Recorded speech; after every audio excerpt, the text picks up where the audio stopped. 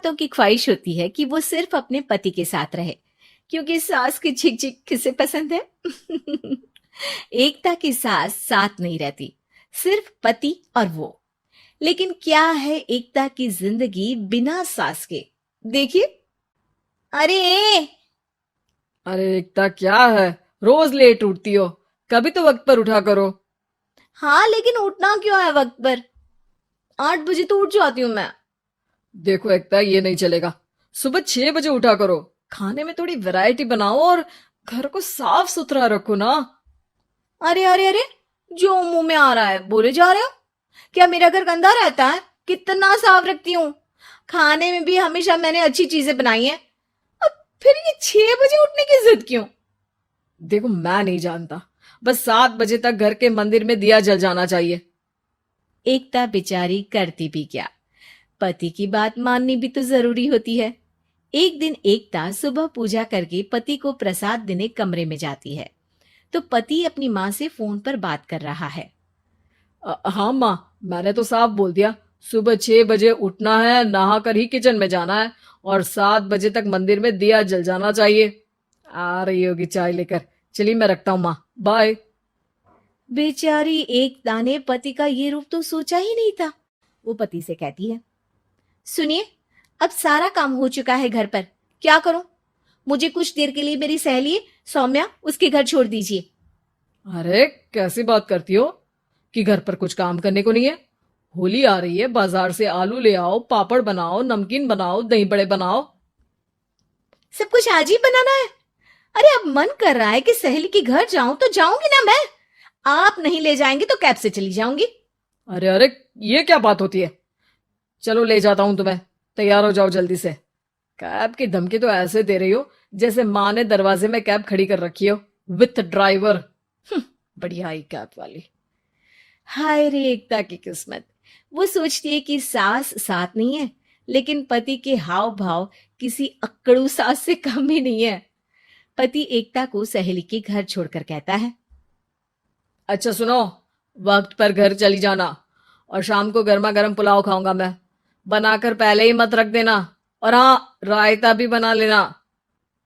हाँ जी हाँ, फिलहाल क्या मैं अंदर जा सकती हूँ? नाश्ता पेट भर करा दिया, दोपहर का खाना भी पैक कर दिया।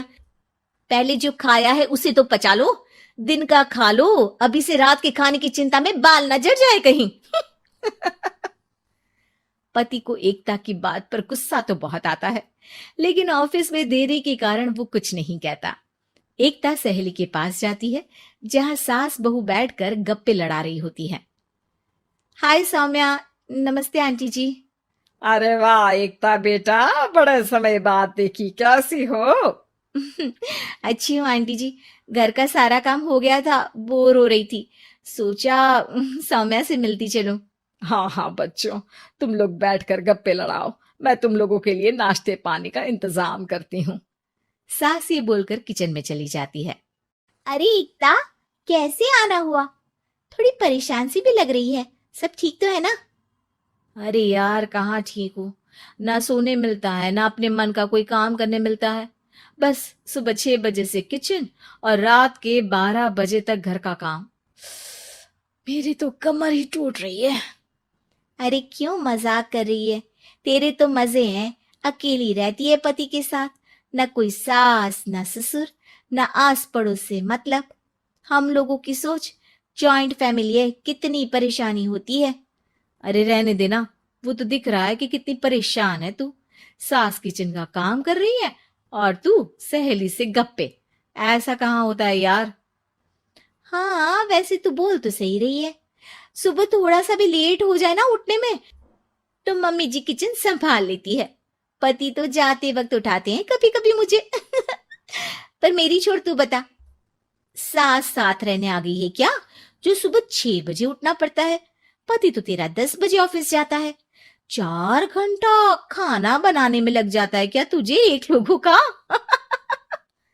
अरे रहने देना यार, मेरा तो पति ही सास से कम नहीं है। सारा दिन का ड्रामा। अरे बातें सुनाना, बोलियां बोलना, कोसना, क्या क्या नहीं आता है उसे। यार मैं तो हैरान होती हूँ कभी कभी कि ये सास की आत्मा तो नहीं आ जाती ना इसमें। अरे परेशान हो चुकी हूँ।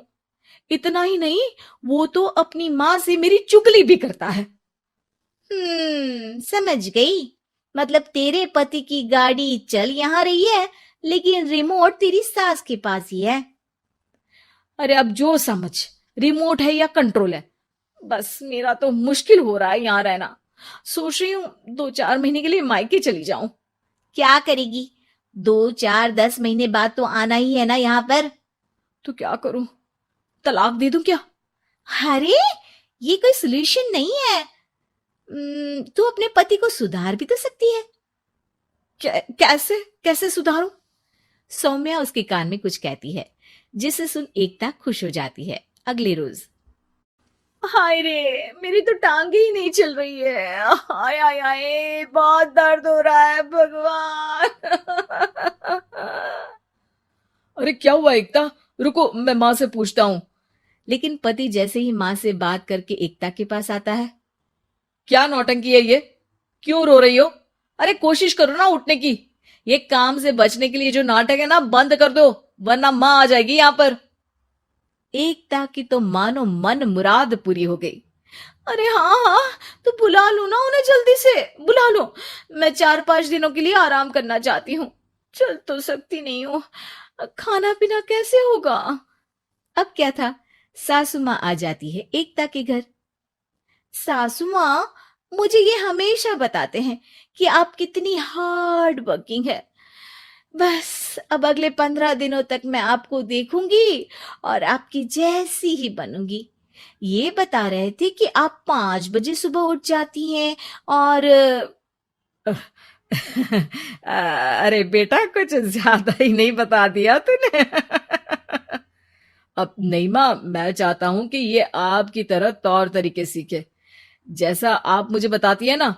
मैं तो हमेशा हॉस्टल में रहा, कभी देखा भी नहीं आपको, लेकिन मैं चाहता हूं कि एकता पूरी आपकी कॉपी बने, घर गृहस्थी आप ही की तरह संभाले। हैं? अब हाँ हाँ। तो अब माँ जी यही है, तो क्यों न कल से शुरू।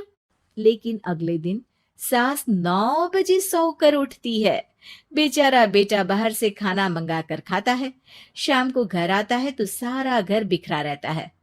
अरे माँ, ये घर इतना बिखरा क्यों है? अरे वो बेटा, आज वक्त ही नहीं मिला किचन से। सुबह का नाश्ता, दिन का खाना, अब रात को तो मेरा मन ही नहीं है कुछ बनाने का, तो बाहर से ही ले आ, या दिन का जो खाना बचा है ना वही खा लेना। ओ माँ, इससे अच्छा तो एकता कर रखती है।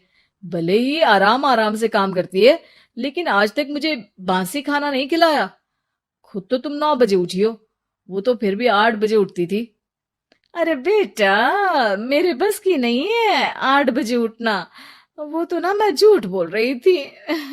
मैं तो चली अपने घर। अरे कम से कम तेरे पापा मुझे सुबह की चाय खुद तो बना कर देते हैं ना। ना जी ना, मुझे नहीं रहना अपने बेटे के पास।